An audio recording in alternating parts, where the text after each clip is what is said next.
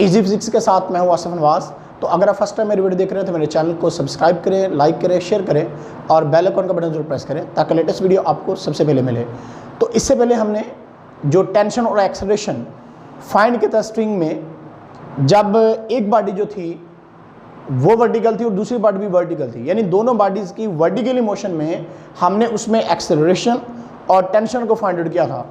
लेकिन आज जो हम पढ़ने जा रहे हैं हम फाइंड टेंशन एंड एक्सेलरेशन ही करेंगे, बट यहाँ पे जो बॉडीज़ हमारे पास हैं उनमें एक बॉडी जो है वो हॉरिजॉन्टल मूव करेगी और दूसरी बॉडी वर्टिकली जो है वो मूव करेगी। हमने बॉडी ए जिसका मास m1 है और बॉडी बी जिसका मास m2 है, और जब इसका वेट हम देखते हैं तो वेट हमें पता है W = mg होता है। सो m1g इसका वेट आ जाएगा और बॉडी ऑफ मास जो है m2 है उसका वेट m2g आ जाएगा। ए बॉडी इसको नाम दिया, इसको बी का नाम दिया, और m1 जो हमारे पास यहाँ पे है, m1 जो होगा वो ग्रेटर होगा m2 से। m1 मास जो है वो ग्रेटर है m2 मास से, ये ग्रेटर का साइन है। तो m1 जब m2 से ग्रेटर है तो इसका मतलब बॉडी ऑफ मास m1 जिसका नाम हमने ए रखा हुआ है वो डाउनवर्ड मूव करेगी। और ये हमने एक टेबल के ऊपर बी बॉडी जो है जिसका मास m2 है उसको हमने टेबल के ऊपर रख दिया है, और ये स्मूथ सरफेस है एक। और उसके बाद यहाँ पे एक पुल्ली हमने लगा दी है। पुल्ली का बेसिकली काम क्या होता है, ये हमारे काम को आसान बनाती है। अगर एक साइड पे ज़्यादा वजन भी है तो उसको खींचने में आसानी रहती है। जैसे अक्सर पहले पुराने ज़माने में, यानी आप कह लो कि पहले वक्तों में कुएं होते थे, कुएं से पानी निकालते थे, पुल्ली लगी होती थी, पुल्ली काम को आसान बना देती थी और इस तरह से पानी आसानी के साथ निकल आता था। तो यही काम हम यहाँ पे इससे लेने वाले हैं। तो पुल्ली फ्रिक्शनलेस है, और फ्रिक्शनलेस है मतलब इसमें फ्रिक्शन नहीं है। तो अब उसके बाद हम अगर एक्सेलरेशन की बात करें तो हमने न्यूटन सेकंड लॉ में पढ़ा था कि एक्सेलरेशन जो होता है वो डायरेक्टली प्रोपोर्शनल टू फोर्स होता है, यानी एक्सेलरेशन जो है वो डायरेक्टली प्रोपोर्शनल टू फोर्स होता है। इसका मतलब जिधर को फोर्स लगेगी उधर को ही एक्सेलरेशन प्रोड्यूस होगा। तो इसका मतलब एक्सेलरेशन की डायरेक्शन इधर को रहेगी, और इसी तरह से जब बॉडी ए जो है वो डाउनवर्ड मूव कर रही है तो उसमें एक्सेलरेशन डाउनवर्ड ही प्रोड्यूस होगा। बट अगर हम टेंशन की बात करें तो टेंशन हमारे पास जो है वो यहाँ पे आउटवर्ड डायरेक्शन में हमारे पास टेंशन है, यानी टेंशन आउटवर्ड डायरेक्शन में प्रोड्यूस हो रही है। अब हम इनकी जो नेट फोर्सेस हैं उनको हम जो है वो निकालेंगे कि नेट फोर्स इन पे किस तरह से अमल कर रही हैं। तो सबसे पहले हम देखते हैं कि टेंशन T जो है इन द स्ट्रिंग जो है pulling the body B horizontal over the smooth surface जो है, यानी टेंशन T इसको इस तरह से खींचेगी। अब हमें इस चीज़ का पता है कि जब बॉडी का वेट डाउनवर्ड अमल कर रहा है तो इस पे जो रिएक्टेंट फोर्स होगी वो अपवर्ड डायरेक्शन में अमल करेगी, यानी m1g वेट डाउनवर्ड अमल कर रहा है तो tension T in the upward direction में है। जब बॉडी बी की बात करते हैं तो इसका वेट m2g डाउनवर्ड अमल कर रहा है और इस पे reaction force in the upward direction में है। तो सबसे पहले फॉर बॉडी ए के लिए बात कर लेते हैं। फॉर बॉडी ए,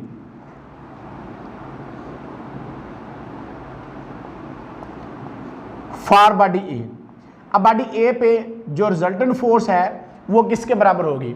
तो अगर हम देखें कि इस पे जो net force acting on body A है वो हम देखते हैं। अब net force act on body A, net force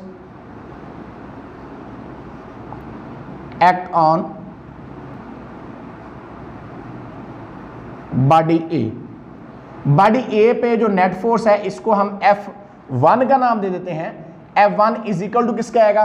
F1 = होगा, अब वेट ज़्यादा है डाउनवर्ड डायरेक्शन में इसलिए बॉडी मूव कर रही है, और tension T in the upward direction में स्मॉल है तो इसलिए हम लिखेंगे वेट माइनस टेंशन T, यानी हम लिखेंगे कि हमारे पास W, इसको लिखना है आप W भी लिख सकते हो, या डायरेक्ट आप m1g जो है वो भी आप यहाँ पे लिख सकते हो। तो W लिखना चाहो W लिख लो, m1g लिखना चाहो तो आप m1g लिख सकते हैं।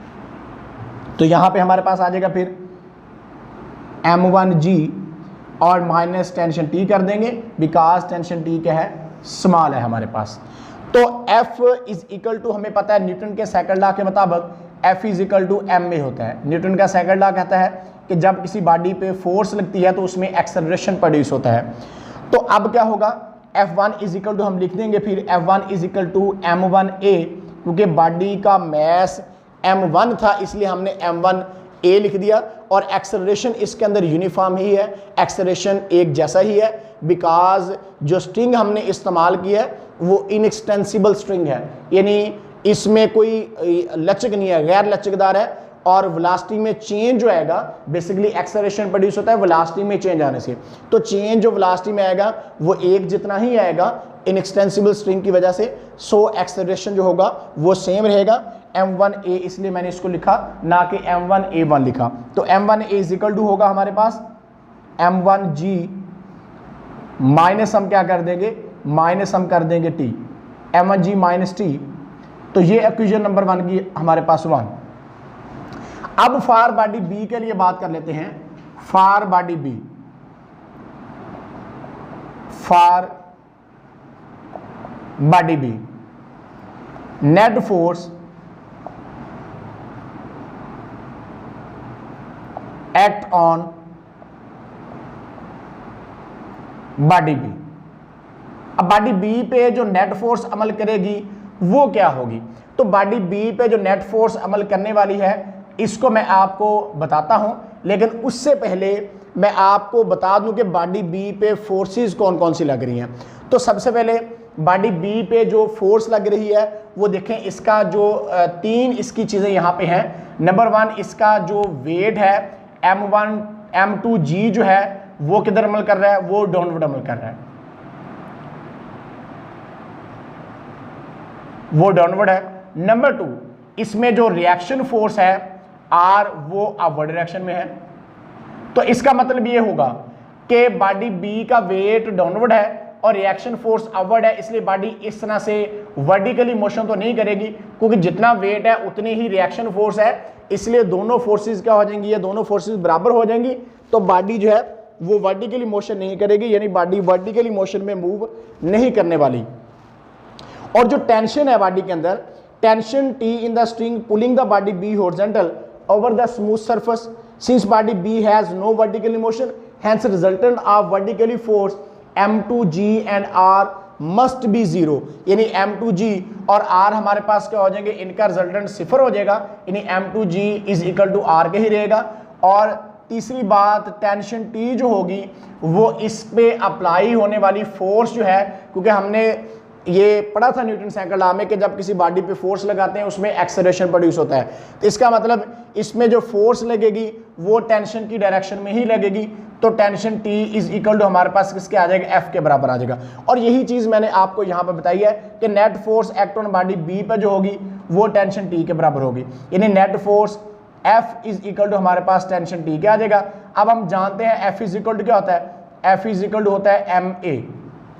अब यहाँ पे एक्सेलरेशन, क्योंकि स्ट्रिंग इनएक्सटेंसिबल स्ट्रिंग है, गैर लचकदार स्ट्रिंग है, एक्सेलरेशन सेम रहेगा, वेलोसिटी में चेंज सेम आएगा, तो इसलिए F is equal to M2A हम लिख देते हैं कि M2A एक्सेलरेशन सेम है, लेकिन बॉडी B जो है इसका मैस M2 है, इसलिए हमने लिख दिया M2A इज इक्वल टू किसके आ जाएगा, ये टेंशन T का आ गया। तो ये इक्वेशन नंबर बन गई 2। अब हमने क्या करना है, अब हमने इक्वेशन नंबर जो हमारे पास 1 और 2 है इनको हमने हल करना है, तो इनको हम हल कर लेते हैं जी।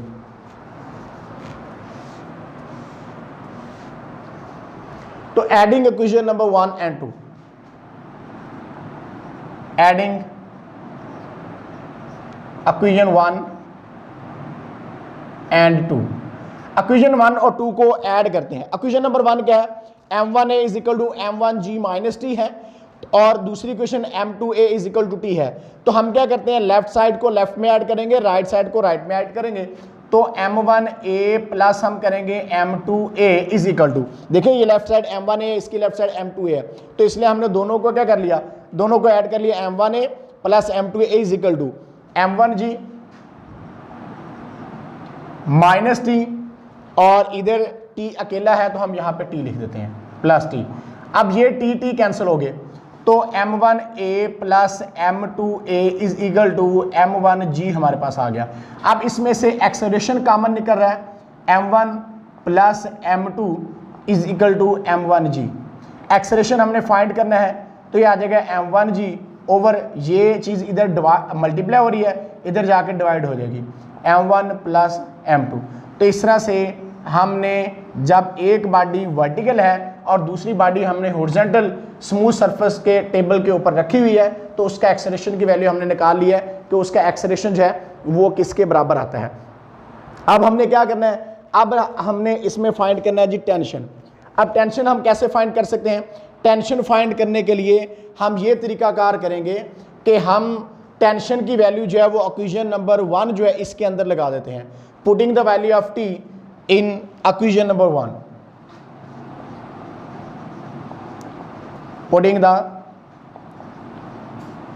Value of T in equation number 1 equation के अंदर टेंशन की वैल्यू लगा देते हैं। तो 1 इक्वेशन हमारे पास है जी m1a is equal to m1g, m1a is equal to m1g और साथ में हम क्या करेंगे, साथ में हम जो है इसकी वैल्यू, सॉरी हमने टेंशन फाइंड करनी थी तो हम इसको इस तरीकाकार से आसानी के साथ कर लेते हैं एक और मेथड से, तो ये ज़्यादा आई थिंक आपके लिए इजी रहेगा। तो इसको हम कर लेते हैं जी, ये m2 था मैथ्स,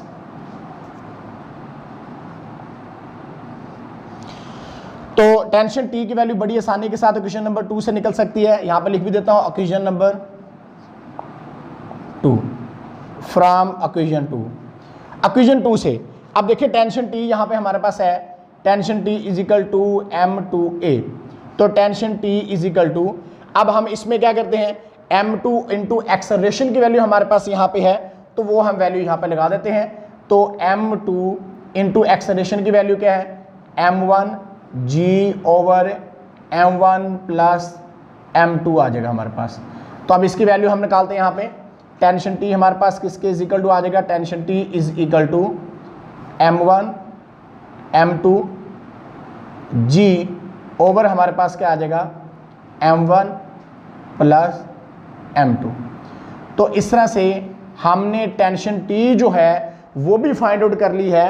और वो क्या है कि जब बॉडी एक हॉरिजॉन्टल है और दूसरी बॉडी जो है वर्टिकल है तो उसमें टेंशन t बराबर होगी m1 m2g over m1 plus m2 के बराबर आ जाती है।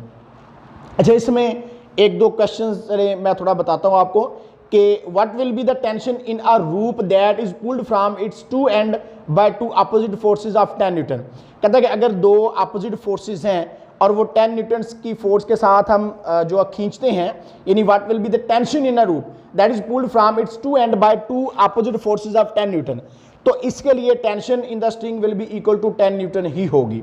यानी ये एक छोटा सा क्वेश्चन था तो इसको मैंने आपको बता दिया। उसके बाद एटवुड मशीन होती है, इज एन जो है एक ऐसा इंस्ट्रूमेंट है जिससे हम ग्रेविटेशन एक्सेलरेशन की वैल्यू जो है वो फाइंड आउट करते हैं।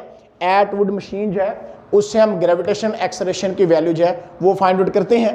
तो इस तरह से आज हमने देखा कि जब एक बॉडी हमारे पास हॉरिजॉन्टल होगी और दूसरी बॉडी वर्टिकल होगी तो इसमें हमने देखा कि बॉडी एक पे हमने जो देखा नेट फोर्सेस क्या अमल कर रही है, तो बॉडी ए पे नेट फोर्स हमने निकाल ली और वो F is equal to m1g minus T के बराबर आ गया था। F is equal to ma होता है तो m1a लिख दिया क्योंकि बॉडी का मैस m1 था।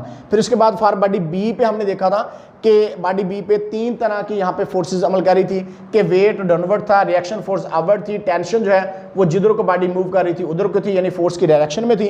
तो इसलिए हमने F is equal to T लिख दिया था और F is equal to ma होता है, बॉडी ऑफ मैस जो है m2 था इसलिए हमने m2a लिख दिया। इनएक्सटेंसिबल स्ट्रिंग था इसलिए इसमें एक्सेलरेशन सेम रहा, टेंशन भी फ्रिक्शनलेस पुल्ली के ऊपर से हम इसको गुजार रहे हैं तो इसलिए टेंशन भी इसमें क्या रही, सेम रही। तो m2a is equal to T के फिर हमारे पास बराबर आ गया था। हमने क्या किया था, इक्वेशन नंबर 1 और 2 को ऐड करके इसमें एक्सेलरेशन की वैल्यू फाइंड कर ली और उसके बाद हमने क्या किया, टेंशन t जो है इज इक्वल टू m2a था, यहाँ से एक्सेलरेशन की वैल्यू इस इक्वेशन नंबर 2 के अंदर लगाई। तो इस तरह से हमारे पास टेंशन भी आसानी के साथ फाइंड होगी। तो इस तरह से हमने आज जब बॉडी को पुल्ली के ऊपर से गुजारते हैं, एक बॉडी हॉरिजॉन्टल थी दूसरी वर्टिकल थी, उसमें एक्सेलरेशन की वैल्यू भी फाइंड कर ली और टेंशन टी की वैल्यू जो वो भी हमने फाइंड कर ली। उम्मीद है आज का लेक्चर आपको समझ आएगा। तो मिलेंगे इंशाल्लाह नेक्स्ट लेक्चर में, तब तक अल्लाह हाफिज़।